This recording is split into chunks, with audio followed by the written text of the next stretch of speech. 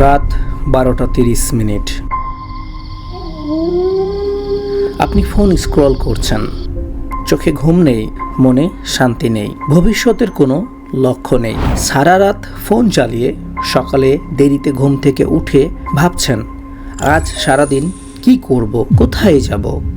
হঠাৎ মনে পড়লো আপনার তো অনেক কাজই পড়ে আছে, কিন্তু আপনার মন বলছে এখন ভালো লাগছে না, পরে কাজ করব। এই ভেবে আবারও আপনি ফোন নিয়ে বিছানায় শুয়ে পড়লেন। আর এভাবেই কাটছে আপনার সপ্তাহের 7 দিন, মাসের 30 দিন ও বছরের 365 দিন। অথচ বছরের শুরুতে আপনি নিজেকে প্রতিজ্ঞা করেছিলেন এই বছর আমি একটি লক্ষ্য নিয়ে কাজ করব, নতুন দক্ষতা অর্জন করব এবং নিজের লক্ষ্য অর্জন করব। বাট 2026 সালের আজ এপ্রিল মাস। নিজের বুকে হাত দিয়ে বলুন তো, গত 4 মাসে আপনি নিজেকে সামান্যতম কি উন্নত করেছেন, নাকি ওই আগের পুরনো অভ্যাসে আটকে আছেন? Ever tried? Ever failed? The answer is আপনি সেই পুরাতন অভ্যাসেই আটকে আছেন। একটু খেয়াল করে দেখুন, স্কুলে আপনি যে বন্ধুটাকে সবচেয়ে হাবাগোবা বোকা মনে করতেন, সেও আজকে কর্মজীবনে অনেক এগিয়ে গেছে। ক্লাসের সবচেয়ে খারাপ ছাত্র, সবাই যাকে নিয়ে হাসাহাসি করত, সেও আজ অনেক উন্নত করে ফেলেছে। বাট আপনি এত চালাক হওয়ার পরেও সেই আগের জায়গায় রয়ে গেলেন। কিন্তু কেন? Ever tried? Ever failed? No matter. Try again. Fail again. Fail better. The world is yours. আজ পর্যন্ত সফল না হওয়ার পেছনে 3টি গুরুত্বপূর্ণ কারণ রয়েছে। যেই কারণগুলো সম্পর্কে আপনি যদি জেনে যান, তাহলে আপনাকে সফল হওয়া থেকে কেউ আটকাতে পারবে না। তবে শেষে যে পয়েন্টটি আমি বলবো সেটি হচ্ছে সবচেয়ে গুরুত্বপূর্ণ, তাই ভিডিওটি সম্পূর্ণ দেখুন। নাম্বার 1, ফিয়ার টু ফেইলিয়ার, ব্যর্থ হওয়ার ভয়।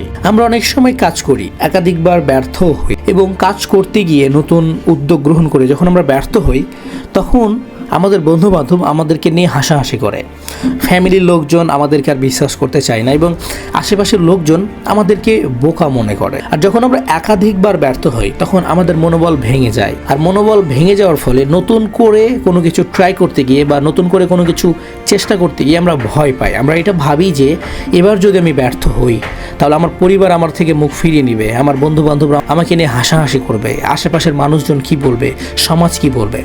এই সকল ভাবতে ভাবতে আমরা আর নতুন করে উদ্যম নিয়ে কাজ করতে পারি না, নতুন কোনো কিছু ট্রাই করতে পারি।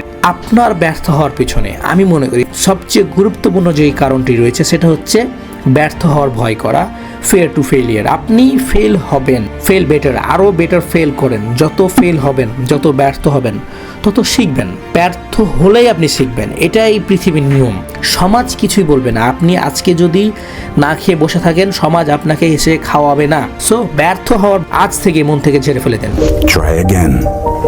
Fail again. Fail better. The world is yours. Number 2, perfection, অর্থাৎ নিখুঁত বা পরিপূর্ণ হওয়ার চেষ্টা করা। পৃথিবীতে আজ পর্যন্ত শুরুতেই কেউ পারফেক্ট হতে পেরেছে, নিখুঁতভাবে কাজ করতে পেরেছে? নো। রোনালদোকে দেখুন, তিনি কি আগে রাস্তা ঝাড়ু দিতেন? প্র্যাকটিস করতে করতে করতে করতে আজ তিনি একজন বিশ্বসেরা খেলোয়াড়। আপনি প্র্যাকটিস করতে করতে পারফেক্ট হবেন, কিন্তু আপনি যদি শুরুতেই পারফেকশনের অপেক্ষা করেন, আপনি এটা মনে করেন যে আমি আগে পারফেক্ট হই, নিজেকে গুছাই নেই, তারপরে শুরু করব, নো, নেভার। আপনি কখনোই পারবেন না। আপনি পারফেক্ট হয়ে কিছু শুরু করতে পারবেন না। প্রথমে আপনি ভুলভাল দিয়েই শুরু করবেন, ভুলভাল করতে করতে করতে করতে আপনি সঠিক রাস্তায় যাবেন। তাই এই পারফেকশনের চিন্তা না করে, পারফেক্ট হওয়ার চিন্তা না করে, কি করে নিজের ভেতরে যতটুকু আছে ততটুকু দিয়ে শুরু করা যায়, এই মেন্টালিটি নিয়ে আসা ট্রাই করুন। Perfection is the enemy of progress. Perfection का वेट तो बिल्कुल मत। Why not you? Number 3, consistency, ধারাবাহিকভাবে কাজ না করা। দেখুন, পৃথিবীর সবচেয়ে গুরুত্বপূর্ণ যদি কোনো শব্দ থেকে থাকে, সেটা হচ্ছে কনসিস্টেন্সি, অর্থাৎ ধারাবাহিকতা।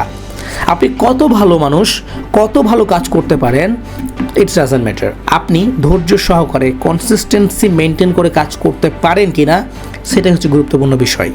একজন হার্ড ওয়ার্কার, একজন কনসিস্টেন্সি মেনটেন অনেক ট্যালেন্টেড মানুষকে পিছনে ফেলে সামনে এগিয়ে যেতে পারে। Consistency is the only key.